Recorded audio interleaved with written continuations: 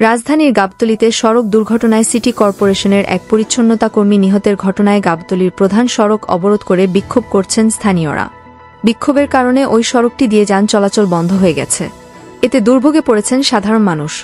Police জানিয়েছে, বৃহস্পতিবার 14 March ভোর 5টার দিকে গাবতলীর সিটি কলোনির সামনে আয়েশা আক্তার, বয়স 50 বছর এই মহিলা গাড়ির ধাক্কায় মারা যান।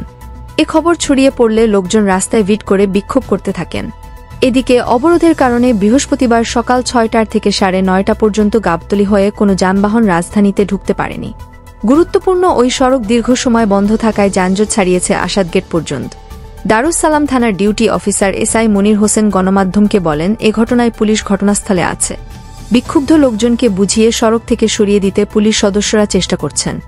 ঢাকা মহানগর পুলিশের মিরপুর বিভাগের দারুস সালাম জোনের সহকারী কমিশনার মফিজুর রহমান পলাশ গণমাধ্যমকে জানান, বৃহস্পতিবার সকালে গাবতলী বাস টার্মিনালের প্রায় 150 মিটার দক্ষিণে গাবতলী দীপনগর সড়কে বেপরোয়া গতির একটি পিকআপের ধাক্কায় ঢাকা উত্তর সিটি কর্পোরেশনে কর্মরত এক নারী পরিচ্ছন্নতা কর্মীর মৃত্যু হয়।